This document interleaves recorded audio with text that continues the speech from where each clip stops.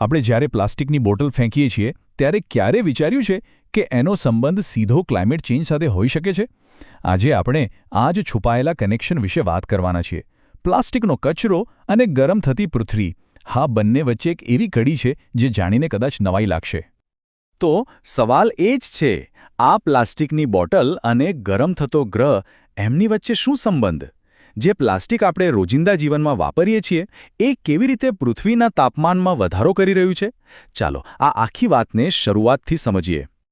85 crore metric ton. આ કોઈ નાનો આંકડો નથી. દર વર્ષે પ્લાસ્ટિકના ઉત્પાદન અને નિકાલમાંથી આટલો બધો ગ્રીનહાઉસ ગેસ હવામાં ભળે છે. તમને ખ્યાલ આપવા માટે કહું તો આ લગભગ 189 કોલસાથી ચાલતા પાવર પ્લાન્ટ્સના વાર્ષિક ઉત્સર્જન બરાબર છે. આના પરથી જ અંદાજો લગાવી શકાય કે સમસ્યા કેટલી મોટી છે. તો આજે આપણે આ આખી સફરને 5 ભાગમાં જોઈશું. પહેલા પ્લાસ્ટિકનો છુપાયેલો ખર્ચ જાણીશું, પછી એના જીવનચક્રને સમજીશું, કચરાનો સામનો કરવાના ઉપાયો જોઈશું, અને પછી એક એવી ટેકનોલોજી વિશે વાત કરીશું જે પ્લાસ્ટિકને બળતણમાં ફેરવે છે, અને અંતે એક સારા ભવિષ્યની ચર્ચા કરીશું. તો ચાલો શરૂ કરીએ પહેલા મુદ્દાથી, પ્લાસ્ટિકનો છુપાયેલો ક્લાઇમેટ ખર્ચ. આખરે આ પ્લાસ્ટિક આવે છે ક્યાંથી અને એનો ક્લાઇમેટ સાથે આટલો ગાઢ સંબંધ કેમ છે? ચાલો એના મૂળમાં જઈએ. અને મૂળમાં જ છે સૌથી મોટો જવાબ. લગભગ બધું જ પ્લાસ્ટિક અશ્મિભૂત ઈંધણ એટલે કે પેટ્રોલિયમ અને નેચરલ ગેસમાંથી બને છે. આનો સીધો મતલબ એ થયો કે પ્લાસ્ટિક બનવાની શરૂઆત જ કાર્બન ઉત્સર્જનથી થાય છે. જમીનમાંથી તેલ કાઢવાથી માંડીને ફેક્ટરીમાં પ્લાસ્ટિકના દાણા બનવા સુધી દરેક પગલે પર્યાવરણને નુકસાન થાય છે. અને આ ગ્રાફ જુઓ, એ આપણને ભવિષ્ય માટે એક ચેતવણી આપી રહ્યો છે. જો આપણે જે રીતે પ્લાસ્ટિક વાપરી રહ્યા છીએ એ ચાલુ રાખ્યું તો 2050 સુધીમાં દુનિયામાં વપરાતા કુલ તેલમાંથી 20% એટલે કે 5મો ભાગ ફક્ત પ્લાસ્ટિક બનાવવા પાછળ જ વપરાશે. આ ખરેખર એક ગંભીર વાત છે. ઓકે, તો આપણે એ તો જાણ્યું કે પ્લાસ્ટિક બને છે અશ્મિભૂત ઈંધણમાંથી, પણ એના આખા જીવનચક્ર દરમિયાન ઉત્સર્જન ક્યારે અને કેવી રીતે થાય છે? ચાલો હવે એના પર એક નજર કરીએ. પ્લાસ્ટિકની આખી લાઈફ 4 સ્ટેજમાં વહેંચાયેલી છે. પહેલા કાચો માલ કાઢવો, પછી એનું ઉત્પાદન અને ટ્રાન્સપોર્ટ, પછી કચરા તરીકે એનો નિકાલ, અને છેલ્લે પર્યાવરણમાં એનું વિઘટન.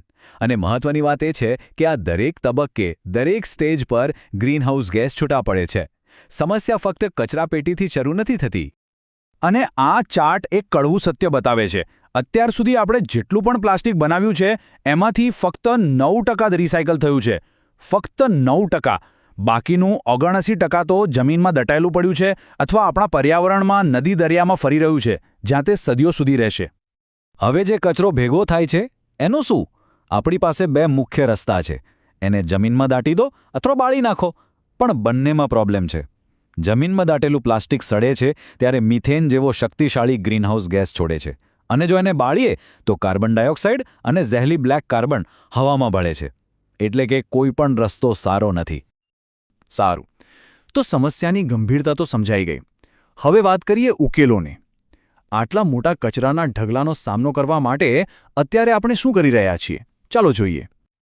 આપણે બધાએ રિડ્યુસ, રીયુઝ, રિસાયકલ એટલે કે ઘટાડો, પુનઃઉપયોગ અને રિસાયકલ વિશે તો સાંભળ્યું જ છે. સરકારો પણ પ્લાસ્ટિક બેગ પર ફી નાખી રહી છે અને નવા કાયદા બનાવી રહી છે. આ બધા સારા પ્રયાસો છે, પણ સવાલ એ છે કે શું આટલું પૂરતું છે? પણ હવે એક અલગ રીતે વિચારીએ.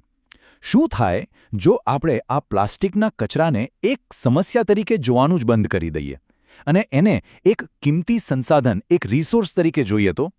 અહીંથી આખી વાત બદલાઈ જાય છે.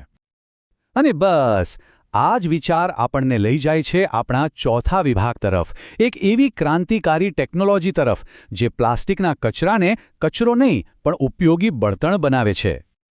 આનું નામ છે થર્મોકેટાલિટિક ડીપોલિમરાઇઝેશન. હવે આ નામ ભલે થોડું અઘરું લાગે, પણ એનો કોન્સેપ્ટ બહુ સિમ્પલ છે. જે પ્રોસેસથી પ્લાસ્ટિક બને છે, આ ટેકનોલોજી એ જ પ્રોસેસને બરાબર ઊંધી ચલાવે છે. ગરમી અને કેટેલિસ્ટની મદદથી એ પ્લાસ્ટિકને તોડીને પાછું એના મૂળ સ્વરૂપ એટલે કે પ્રવાહી બળતણમાં ફેરવી દે છે. તમે આ ડાયાગ્રામમાં જોઈ શકો છો કે આ કેવી રીતે કામ કરે છે. એક છેડેથી પ્લાસ્ટિકનો કચરો મશીનમાં નાખવામાં આવે છે, અંદર એની પર પ્રોસેસ થાય છે, અને બીજા છેડેથી તૈયાર થયેલું ફ્યુલ બહાર આવે છે. અને આ ટેકનોલોજીનું પરિણામ એ તો ખરેખર જોરદાર છે. ફક્ત 1 ટન પ્લાસ્ટિકના કચરામાંથી લગભગ 1000 લીટર બળતણ બનાવી શકાય છે. વિચાર તો કરો, જે કચરો પહાડ બનીને પડ્યો રહેતો હતો એ હવે ઊર્જાનો સ્ત્રોત બની શકે છે. અને એવું નથી કે ખાલી એક જ પ્રકારનું બળતણ બને.